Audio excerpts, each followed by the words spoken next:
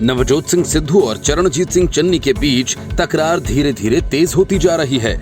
सिद्धू ने जिस अंदाज में कैप्टन के खिलाफ मोर्चा खोला था, अब वे वही सारे तीर चन्नी पर चला रहे हैं। सिद्धू ने चन्नी की तरफ से दी गई चुनौतियों के खिलाफ अध्यक्ष पद से इस्तीफा दे दिया था। दोनों के बीच इस मामले पर लंबी बातचीत भी हुई। सुलह सफाई का सिलसिला जारी ही रहा कि सिद्धू ने ट्वीट कर सीधे सीधे चन्नी सरकार पर ही सवाल उठा दिए और डीजी और एजी की नियुक्ति के साथ ट्वीट कर डाला। इस हरकत से नाराज चन्नी ने भी सिद्धू को टकासर जवाब दे दिया। सीएम चरणजीत सिंह चन्नी ने सिद्धू को लेकर साफ कहा कि नवजोत सिंह सिद्धू पार्टी का काम करें, अगर उन्हें अपनी बात रखनी है तो पार्टी फोरम का इस्तेमाल करें, न कि इस तरह सार्वजनिक तरीके से। चन्नी ने एक तरह से सिद्धू को न सिर्फ अनुशासन का पाठ पढ़ाया बल्कि उन्हें उनकी हद भी बता दी। चन्नी ने साफ लहजे में कहा कि सिद्धू पार्टी का काम करें, हम दोनों तालमेल से काम करें, हम काम करना चाहते हैं और कर रहे हैं। यदि कोई किसी तरह की आपसी कोई बात पसंद नहीं आ रही है तो पार्टी फोरम में बैठकर कोऑर्डिनेशन कमेटी में आकर बात की जा सकती है। चन्नी ने खुद का उदाहरण देते हुए कहा कि आम लोगों के बीच से चुना हुआ नुमाइंदा आगे है, आम साधारण बंदा है, सरकार का काम है वो ईमानदारी से करे और सबको साथ लेकर चले। चन्नी ने सिद्धू के ट्वीट पर कहा कि अभी डीजीपी की नियुक्ति होनी है और इसके लिए सीधा सा कानून है और मैंने सिद्धू साहब से इस बारे में बात की है, उन्हें पता है। चन्नी ने कहा कि पंजाब का डीजीपी लगाने के लिए उन अफसरों के नाम केंद्र सरकार को भेजे गए हैं जिनकी सेवा 30 साल पूरी हो चुकी है। 3 नामों का पैनल केंद्र सरकार को हमें भेजना है। उन्हीं नामों को लेकर सिद्धू साहब से भी और विधायकों और मंत्रियों से भी बातचीत करके डीजीपी लगाया जाएगा। डीजीपी लगेगा तभी जब केंद्र का पैनल आएगा। अभी अस्थायी प्रबंध किए गए हैं। लोकसभा सदस्य मनीष तिवारी के नजदीकी और small scale industries board Punjab के चेयरमैन पवन दीवान ने भी सिद्धू के ट्वीट को लेकर उन पर निशाना साधा। दीवान ने रिप्लाई करते हुए स्पष्ट शब्दों में सिद्धू को डिटेक्टर बता दिया। हमें तो अपनों ने लूटा, गैरों में कहां दम था। Not a leader, he is a detector. इससे पहले जवाब में पवन दीवान ने सीएम चन्नी का पक्ष लेते हुए लिखा कि अभी कितने दिन हुए हैं चन्नी जी को सीएम बने, सीएम पर इतना दबाव डालना ठीक नहीं। सोनिया गांधी जी तुरंत दखल दें। The report, news of India. Shivpal Yadav दीवार फांद कर भागा, जयंत चौधरी दौड़कर भागा, प्रियंका वाड्रा हवालात में झाड़ू लगा रही हैं, संजय सिंह अपनी तरफ से नौटंकी कर रहे हैं, सतीश मिश्रा और अखिलेश यादव सरकार को घेर कर कोस रहे हैं और राकेश टिकैत मीडिया को धमकी दे रहा है। लखीमपुर खीरी कांड के बाद सियासत की रोटियां ऐसे ही सेकी जा रही हैं।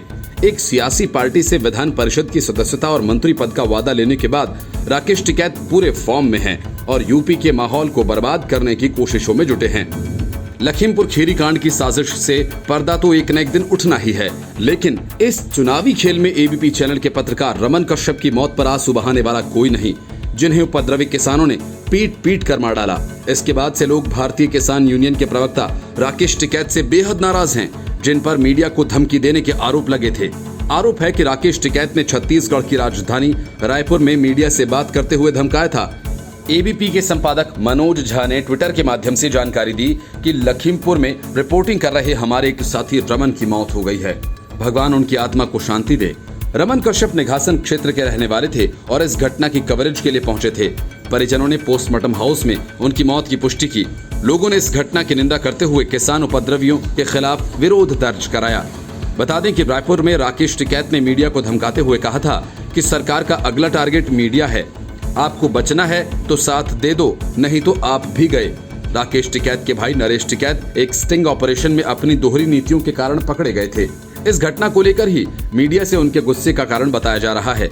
लोगों ने कहा था कि टिकैत इस बयान को मीडिया को धमकाकर अपने पक्ष में करना चाहते हैं। जहां तक लखीमपुर खीरी में ताजा घटनाक्रम की बात है, संयुक्त किसान मोर्चा ने राष्ट्रपति को पत्र लिखकर केंद्रीय गृह राज्य मंत्री अजय कुमार मिश्र को बर्खास्त करने की मांग की है। यूपी सरकार ने पंजाब सरकार को पत्र लिखकर किसी को फिलहाल लखीमपुर न आने देने को कहा है। अंबाला में भी किसानों ने विरोध प्रदर्शन किया। सपा कार्यकर्ता सड़क पर लेट गए और अखिलेश यादव को रोके जाने का विरोध किया। उप मुख्यमंत्री केशव प्रसाद मौर्य को एक कुश्ती कार्यक्रम के लिए वहां आना था, जिसके पहले ये घटनाएं हुई हैं। गुस्साए किसानों ने 2 गाड़ियों को फूंक दिया। सपा अध्यक्ष अखिलेश यादव बसपा के सतीश चंद्र मिश्रा का आरोप है कि उन्हें घर में नजरबंद कर दिया गया है। प्रियंका गांधी वाड्रा ने पुलिस के साथ झड़प की। इटावा में उनके काफिले को रोका गया। सीतापुर में भी उन्हें रोका गया। वो लगातार पुलिस को चकमा देने में लगी रहीं। Report news of India. BJP ने न तो संगठन में कोई पद दिया और न ही पीएम मोदी ने अपने कैबिनेट में शामिल किया। हद तो तब हो गई जब यूपी विधानसभा चुनावों की तैयारी में जुटी योगी सरकार ने भी कोई भाव नहीं दिया। तो आखिर वरुण गांधी करते तो करते क्या? उन्होंने मौका देखा और सियासत का दस्तूर निभाया।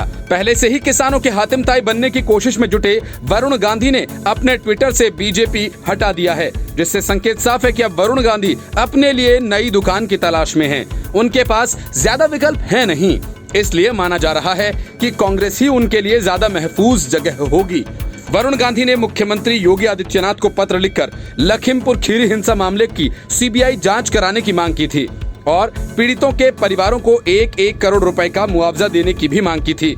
इससे पहले योगी सरकार द्वारा गन्ने का रेट 350 रुपए प्रति क्विंटल घोषित करने पर बीजेपी सांसद ने प्रदेश सरकार का आभार प्रकट करते हुए कहा था कि कृपया इस पर पुनर्विचार कर बढ़ती लागत और महंगाई के अनुरूप 400 रुपए का रेट घोषित करें। बीजेपी सांसद वरुण गांधी ने सीएम योगी को लिखे पत्र में कहा कि लखीमपुर खीरी में विरोध प्रदर्शन कर रहे किसानों को निर्दयता पूर्वक कुचलने की जो हृदय विदारक घटना हुई है, उससे सारे देश के नागरिकों में एक पीड़ा है, रोष है। इस घटना से एक दिन पहले ही देश ने अहिंसा के पुजारी महात्मा गांधी जी की जयंती मनाई थी। अगले ही दिन लखीमपुर खीरी में हमारे अन्नदाताओं की जिस घटनाक्रम में हत्या की गई, वह किसी भी सभ्य समाज में अक्षम्य है। आंदोलनकारी किसान भाई हमारे अपने नागरिक हैं। यदि कुछ मुद्दों को लेकर किसान भाई पीड़ित हैं और अपने लोकतांत्रिक अधिकारों के तहत विरोध प्रदर्शन कर रहे हैं, तो हमें उनके साथ बड़े ही संयम एवं धैर्य के साथ बर्ताव करना चाहिए। बीजेपी सांसद ने आगे पत्र में लिखा, हमें हर हाल में अपने किसानों के साथ केवल और केवल गांधीवादी और लोकतांत्रिक तरीके से कानून के दायरे में ही संवेदनशीलता के साथ पेश आना चाहिए। इस घटना में शहीद हुए किसान भाइयों को श्रद्धांजलि देते हुए मैं उनके परिजनों के प्रति अपनी शोक संवेदनाएं प्रकट करता हूं। मेरा आपसे निवेदन है कि इस घटना में संलिप्त तमाम संदिग्धों को तत्काल चिन्हित कर आईपीसी की धारा 302 के तहत हत्या का मुकदमा कायम कर सख्त से सख्त कार्रवाई की जाए। इस विषय में आदरणीय सुप्रीम कोर्ट की निगरानी में सीबीआई द्वारा समयबद्ध सीमा में जांच करवाकर दोषियों को सजा दिलवाना ज्यादा उपयुक्त होगा।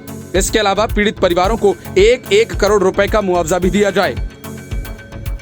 कृपया ये भी सुनिश्चित करने का कष्ट करें कि भविष्य में किसानों के साथ इस प्रकार का कोई भी अन्याय या अन्य ज्यादती न हो। आशा है कि इस घटना की गंभीरता को देखते हुए आप मेरे निवेदन पर तत्काल कार्रवाई करने का कष्ट करेंगे।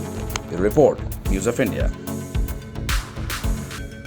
गांधी वाड्रा के पसीने छूट रहे हैं। चन्नी से लेकर सिद्धू तक सबके माथे पर चिंता की लकीरें हैं।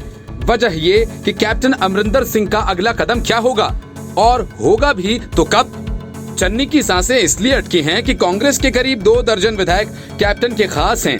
उनके पार्टी बनाने का ऐलान करने के बाद वे सरकार के लिए मुसीबत खड़ी कर सकते हैं। लेकिन माना जा रहा है कि कैप्टन कम से कम चन्नी की सरकार को गिराना नहीं चाहते। ऐसा करने से उन्हें कोई फायदा होता नहीं दिख रहा है।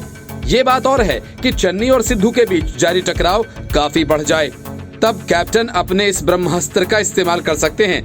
कैप्टन अमरिंदर सिंह के अगले राजनीतिक कदम को लेकर अभी भी सस्पेंस बना हुआ है। पिछले दिनों कैप्टन ने कांग्रेस छोड़ने की बात कही तो थी, लेकिन अभी तक पार्टी से औपचारिक रूप से इस्तीफा नहीं दिया है। हालांकि कांग्रेस नेताओं रणदीप सुरजेवाला और पंजाब कांग्रेस प्रभारी हरीश रावत के हमले के बाद अमरिंदर सिंह ने पलटवार किया है। उन्होंने कांग्रेस से कई सवाल भी पूछे। संकेत है कि कैप्टन अमरिंदर सिंह जल्द ही अपनी पार्टी की घोषणा कर सकते हैं।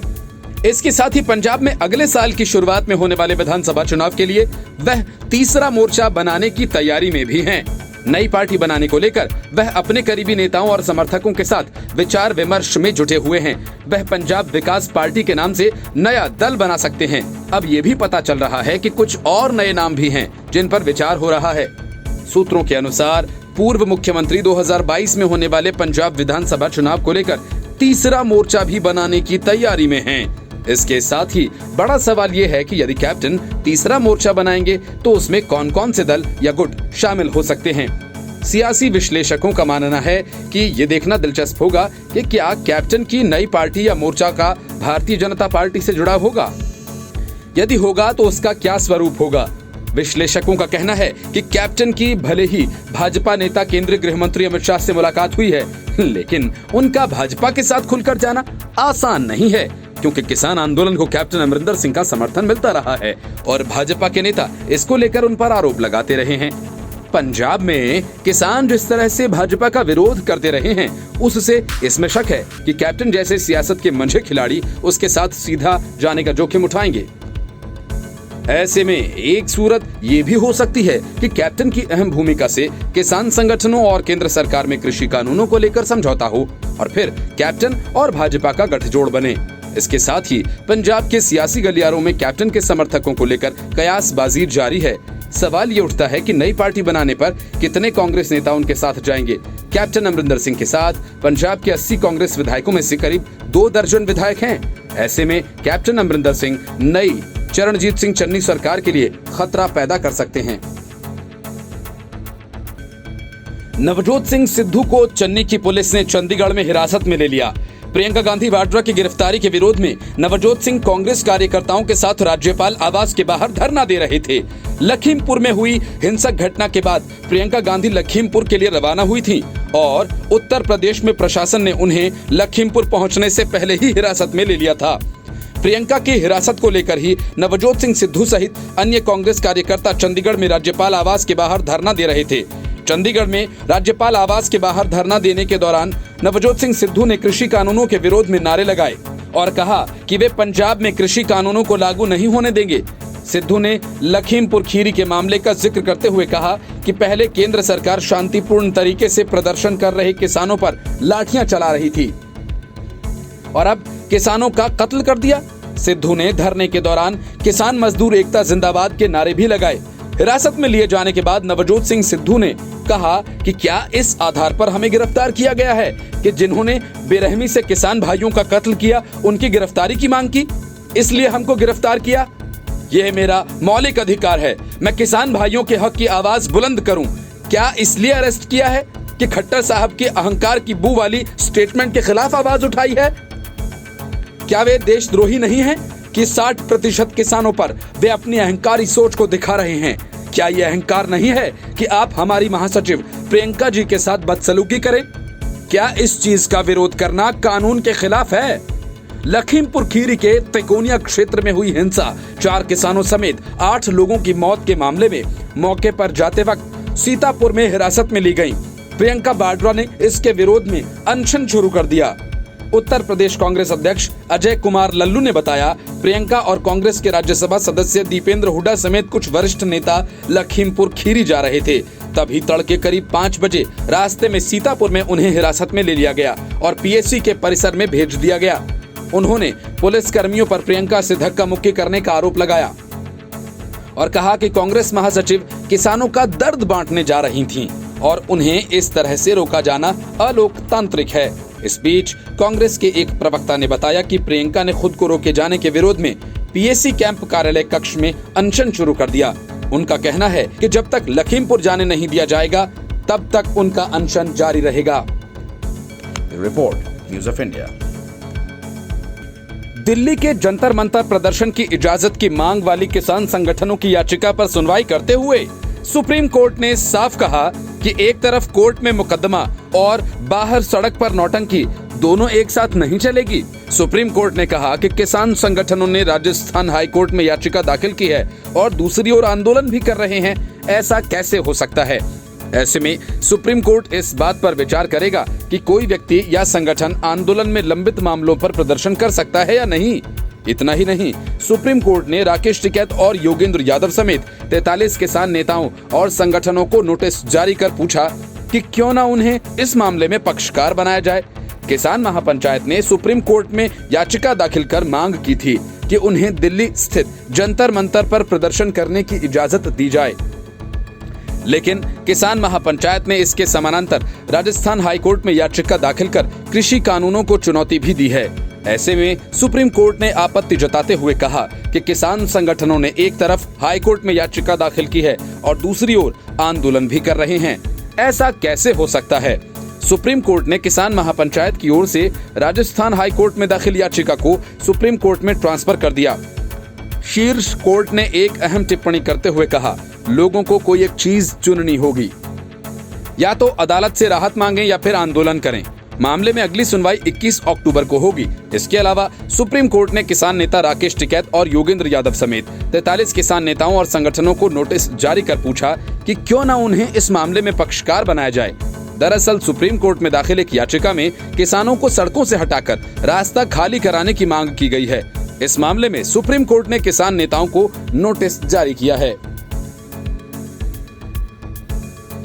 Report news of India. Punjab Congress पर झाड़ू फेरकर प्रियंका वाड्रा इन दिनों सीतापुर के गेस्ट हाउस में झाड़ू लगा रही हैं। झाड़ू क्या लगा रही हैं? लखीमपुर खीरी कांड के बहाने अपनी सियासत चमका रही हैं। एक बार फिर यूपी में प्रियंका गांधी वाड्रा ने साबित कर दिया कि उन्हें किसी बात से कुछ लेना देना नहीं है। उनका इरादा पॉलिटिकल स्टंट करना है और फिर शिमला जाकर मौज मनाना। यही वजह है कि सीतापुर गेस्ट हाउस में जहां उन्हें गिरफ्तार करके रखा गया है, वहां उन्हें किसी का दर्द नहीं सता रहा है, बल्कि वहां बैठकर वे सियासी खेल खेल रही हैं। इसलिए मौका मिलते ही प्रियंका ने सबसे पहले निशाना मुलायम सिंह यादव और मायावती पर साधा और कहा, मायावती, मुलायम सिंह यादव और अखिलेश यादव जनता के बीच ग्राउंड पर नहीं दिखाई देते। प्रियंका ने योगी सरकार पर निशाना साधते हुए कहा कि वे जब हाथरस जा रही थीं, तब भी सरकार ने हालात बिगड़ने का अंदेशा जताया था, लेकिन बाद में वह गईं और कुछ नहीं हुआ। प्रियंका ने कहा कि जब से ये योगी सरकार आई है, राजनीतिक व्यक्ति, स्कूल की टीचर या छात्र आवाज उठाते हैं तो बहाने बनाए जाते हैं। प्रियंका गांधी ने कहा कि महिला और पुरुष पुलिस वालों ने उनकी गाड़ी को घेर रखा था। प्रियंका बोली कि मैंने कानूनी ऑर्डर मांगा तो नहीं दिखाया। उस वक्त मैं लखनऊ पीसीसी ऑफिस जाकर मीडिया से बात करना चाह रही थी, लेकिन जब पुलिस ने इस तरह का बर्ताव किया तो मैंने सोचा कि लखीमपुर जाना चाहिए।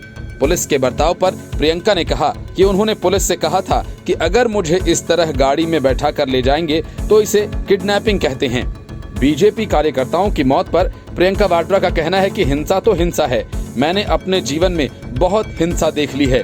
जो भी हुआ, जिसके भी साथ हुआ, वह गलत हुआ। Report news of India.